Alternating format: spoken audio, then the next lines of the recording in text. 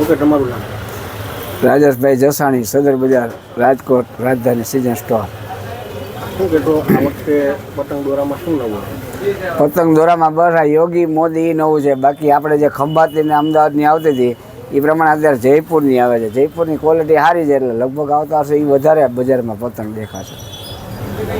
ખાસ તો ઇલેક્ટ્રિક ફિરકી પણ આ વખતે નવી.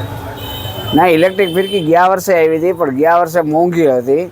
આ વખતે ભાવમાં છે એટલે એનું ચલણ જાજુ છે. અમદાવાદની બનાવટ છે, હવે કેવી થાય એ આ વર્ષે ખબર પડશે બધા લે ત્યારે.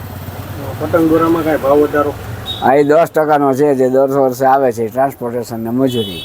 ને બીજું વેપારી તરફથી એક સંદેશ છે બધાને.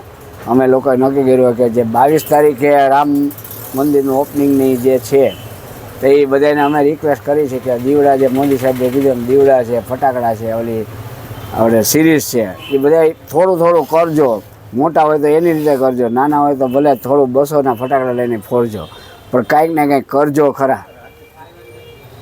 બીજું કાંઈ પતંગમાં આ વખતે નવું જોવા મળે? ના, બસ યોગી મોદી એટલે જયપુરમાં છે વેરાયટી 4-5 2024 ને એવું બધું છે. બાકી બીજું કાંઈ એમાં નવી નથી. ફિરકામાં શું ભાવ વધારો? ફિરકામાં બસ એટલો જ વધારો છે. ફિરકામાં 2 આઈટમ નવી આવી છે, જોધપુરની આવી છે અને અમૃતસરની આવી છે. એ 2 આઈટમ નવી આવી છે અને હોલસેલ ગ્રાહકી અત્યારે બહુ સારી છે. રિટેલ ગ્રાહકી ધીરે ધીરે ચાલુ થઈ ગઈ છે પણ હવે તહેવાર 2-4 દિવસના થઈ ગયા એટલે 2-4 દિવસ વધારે ગ્રાહકી રહેશે.